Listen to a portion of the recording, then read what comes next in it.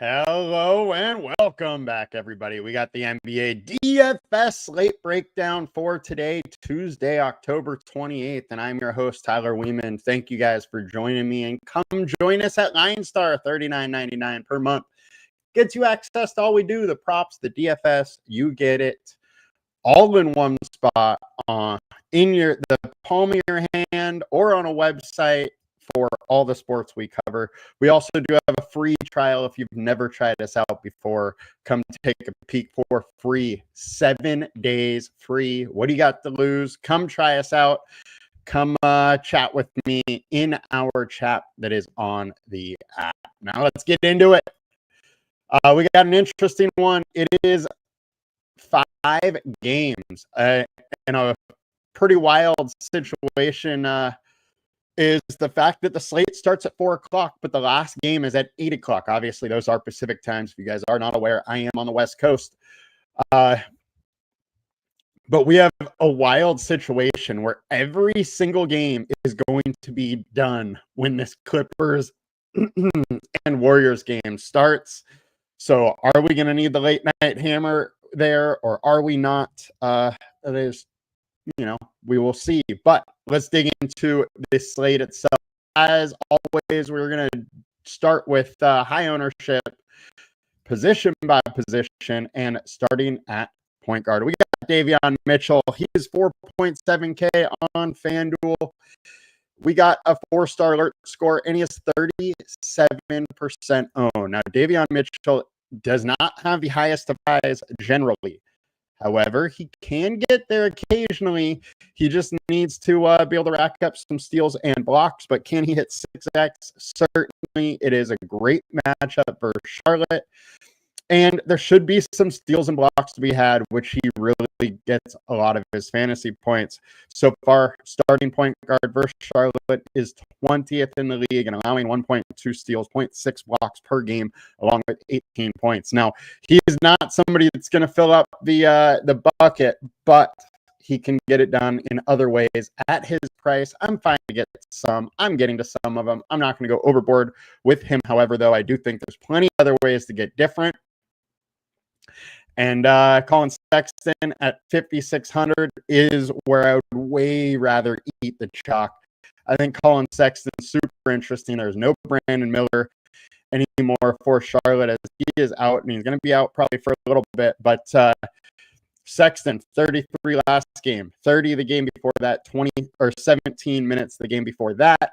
He's very productive when on the court.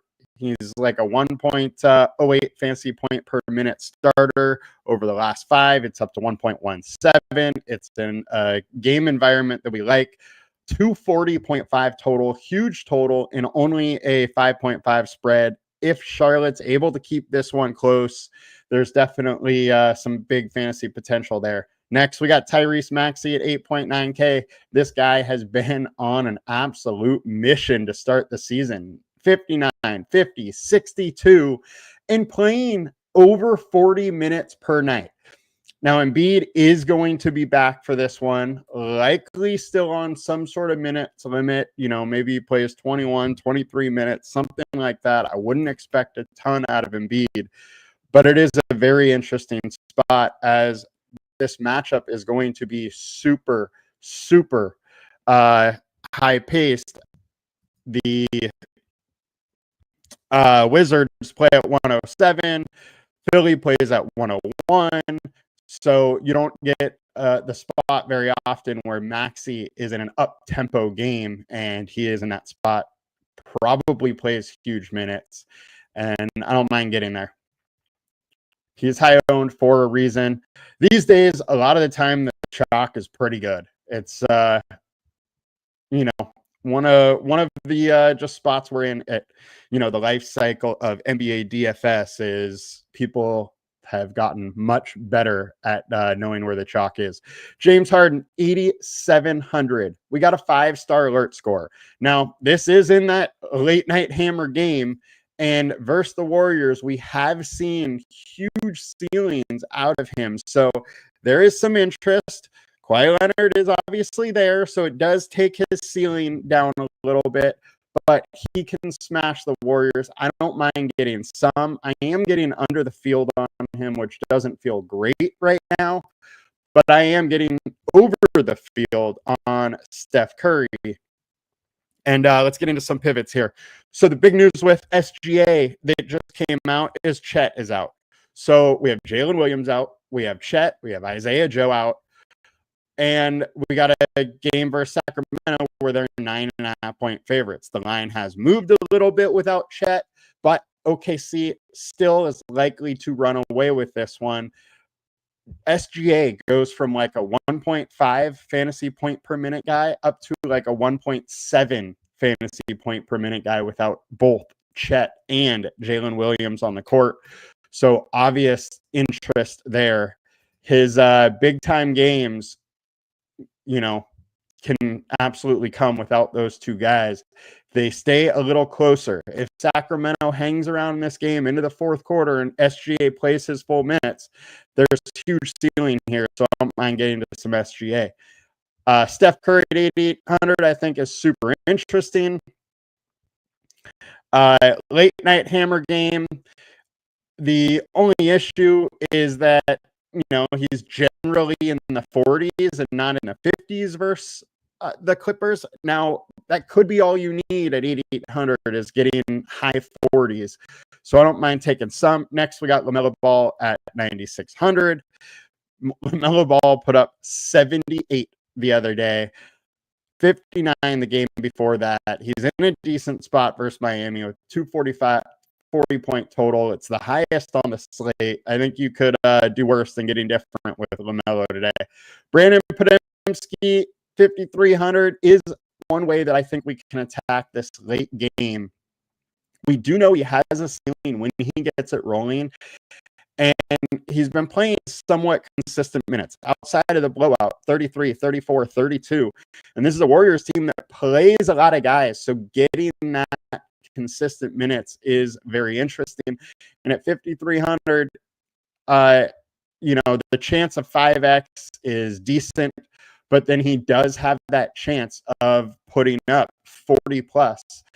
And a 5,300 with the late night hammer, that is a big bonus. Cason Wallace, 5K. He's going to be relied upon a little bit more. And if he plays, say, 33, 34 minutes because all the guys are out, it profiles as a decent spot for Sacramento.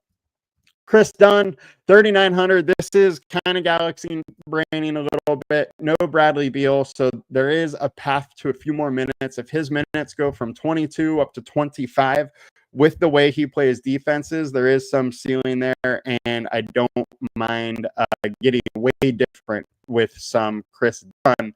The problem is he's just not a guy that can go, 40 on only 26 minutes. He can get you mid-20s on that. And, if more value opens up, then we might have to just go to some other cheapies. Over on DK, high owned, we got Sexton, Harden, McCollum, and AJ Mitchell. Mitchell keeps getting it done. He's only 4,900. I honestly would rather go to Cason Wallace, more minutes there, but I don't mind you going to Mitchell. And then McCollum at 6,300. He is in a great spot, and I think his time is coming with this team. He shot the ball 20 times last time out, but before that, he hasn't shot the ball very much. This team needs him to shoot the ball, and he has a huge ceiling if he does. So I don't mind going on that. Oh, is the stream choppy a little bit? I am sorry about that. My connection looks okay. Josh, is the stream choppy for you at all? Hopefully it's not my connection, but please, guys, if it is, let me know.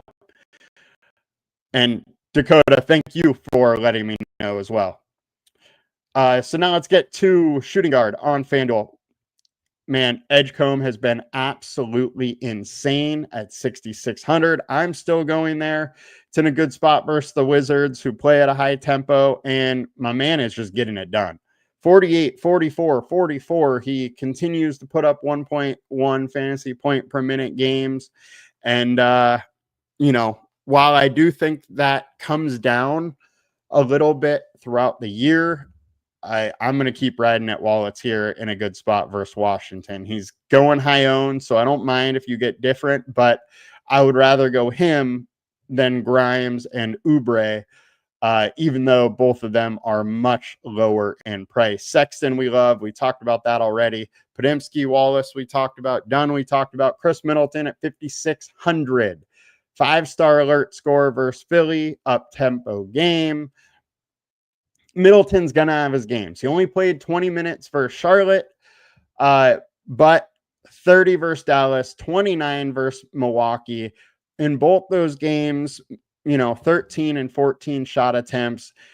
All it really takes for Middleton to get there is he gets up to, say, 16, 17 shot attempts, and he can easily get to 40 at 5,600, and he's in a decent matchup here versus the 76ers, so I don't mind getting there, getting difference. Josh, it is choppy.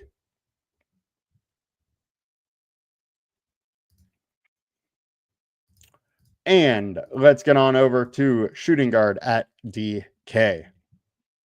It's weird if it's choppy. I have the cable plugged in, and it seems like it's my internet's working fine here.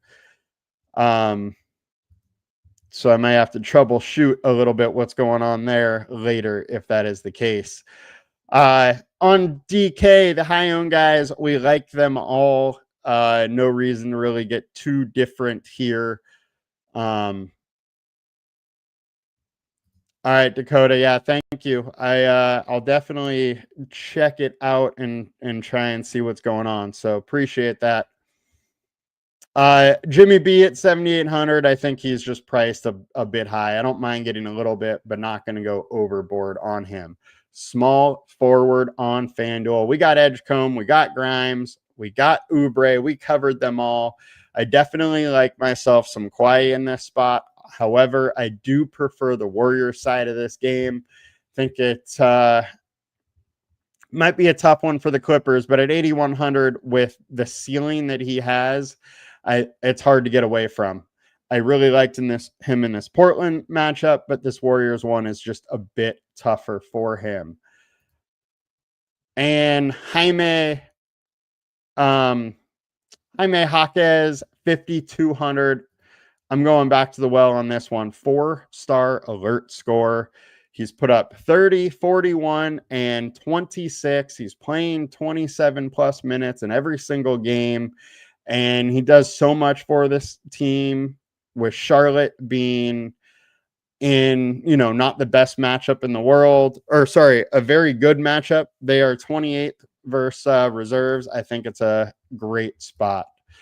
Bummer. It is choppy. What I'll try and do is when this stream is over, I will just try to download it and repost so it's not a live post. And maybe that way it won't be choppy for you guys. And getting on over to small forward on DraftKings, we got Edgecombe, Leonard, Jaquez, and Simone Fantasio. Fantasio is questionable now, or probable now, and he's 3,200. If he's playing 20 plus minutes, he's a slam. He's going to come in and just chuck the ball up, and he can shoot. So I'm definitely interested in a 3,200 Simone. But playing limited minutes, big time variance in that spot.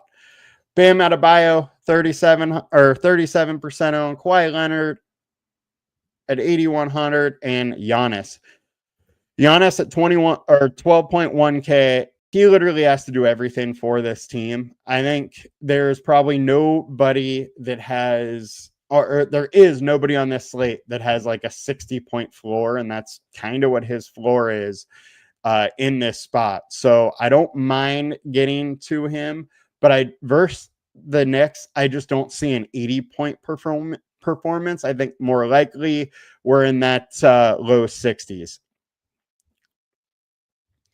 Thank you guys for letting me know. Yeah, I will repost the video with, just as a normal video, not as a live one, and then hopefully that way it'll get away from that choppiness if there is, or apparently there is choppiness.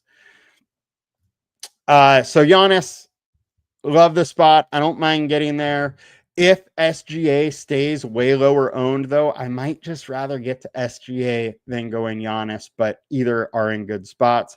I'm not really playing Wiggins or DeRozan. Khalil, where I do think is super, super interesting at 4.5-star alert score. He played, my issue, 23 and 22 minutes these last two nights. We really need him to get up to, 24, 25 minutes, but he plays at a solid per minute clip that I think the path is there. We have him only at 22.5, and it's hard to project him for more. But if they are trying to get him going, coming off this ankle injury, there could be more minutes for a little bit. Thanks, Greg. Appreciate that. And Josh Hart, as Josh asked me, look, I would expect him to get back into the starting lineup soon. Played 19 minutes versus Boston, up to 29 versus Miami. I would not be surprised if he's back into the starting lineup and playing 33, 34 minutes today. And if that is the case, I think he's very interesting. We have him only at 28 minutes right now due to the fact that we haven't really heard anything. If he's at those elevated minutes, his price tag is interesting for a guy that's been around a fantasy point per minute here for a bit. Another pivot I really want to talk about is Jalen Williams. So we talked about Chet being out. Jalen could potentially start at power forward, or he could come off the bench, but I think there's a path to elevated minutes here. And that's why I'm interested. He's a guy that we've seen be able to do, over 1 fantasy point per minute. And at 3,700, if he gets any additional minutes, there's big time upside. So I think it's a spot to watch and see what that starting lineup comes in at. And then Cat at 8,300. If he's back at starting center, he's in a great spot for me. And I think he's a slam at 8,300 if he's at center. If he's at power forward, I don't mind having a little bit, but I'm not going to go overboard on him. And power forward on DK. Javik is popping up at 4,100. I don't mind if you get to a little. I just don't love the spot for him. But if that 3 ball is falling, there is the ceiling. It's kind of just a boom bust spot, but it's a great matchup versus Charlotte. Those boom bust spots, I generally don't like going with chalk. That is my only issue. And let's round it out in the center spot. Bam Adebayo at 7,800 is the chalk of the day. He just keeps getting it done. He's cheap enough. I'm going to have some. I'm not going to go overboard. Zubac, 6,200. So at least his price is coming down here, but my worry with Zubac is his minutes, and I think it's going to be a worry all season. Now, we saw it versus Portland. He got up to 35. If he's playing 35 minutes, he has a giant ceiling that I would love to hit, especially versus the Warriors, where he just crushed last year, 59, 42, 46, 53. So I think Zubac is interesting, but I think there's big time variance in his minutes. I mean, the team has John Collins. They got Brooke Lopez coming off the bench. Like, there's no reason to really go all out with Zubac's minutes, and that is my only worry about him. But he is a very good producer when he's on the court, and that ceiling is giant when he gets those additional minutes. We covered where? We covered Jalen Williams, covered Cat, Isaiah Hartenstein. If he stays chalky, I'm going to probably be hammering him. Simply put, he generally plays like 28 minutes with Chet out there. I think he gets probably upwards to, 31, 32 minutes without Chet. And then I love the spot. The other thing is that fantasy point per minute wise, he gets up to like 1.1 fantasy point per minute without Chet. So just way more ceiling without Chet on the court. And I think he might go a bit overlooked. So I'm going to have some Hartenstein. Center on DK, Javik, Adebayo, and Turner. Turner, I just can't really do it right now. John Collins isn't getting the minutes.